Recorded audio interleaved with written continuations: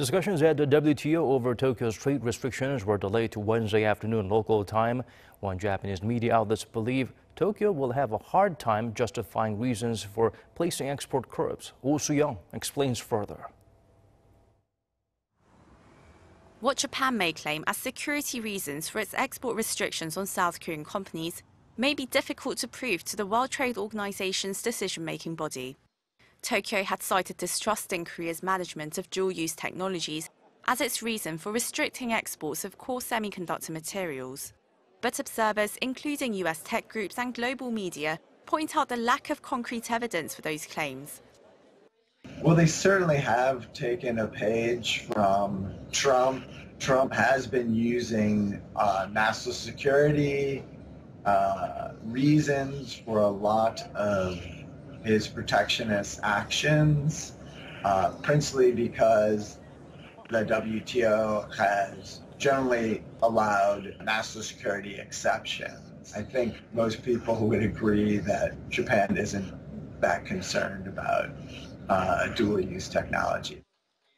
The Japanese daily Nihon Keizai Shimbun reported Wednesday that there's been criticism of the vagueness of Tokyo's claims against Korea and the, quote, inadequate case for enacting export curbs in an opaque way.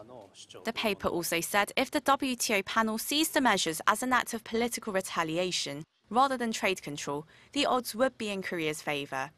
Most observers believe it's clear that Japan is not genuinely concerned about export controls. The intentions are more about trying to encourage different behavior from the Republic of Korea in terms of trying to get them to see more eye to eye with the Japanese government's position that the historical past is closed and that there should not be further recourse through the courts against individual Japanese companies for forced labor and crimes that were committed during the colonial period.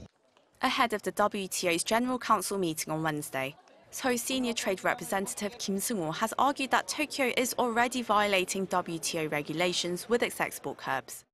The General Agreement on Tariffs and Trade, or GATT, prohibits WTO member countries from restricting exports. Kim will likely cite this provision. And Japan's move to take South Korea off its trade whitelist could be seen as violating the rule of giving equal treatment to all other WTO countries.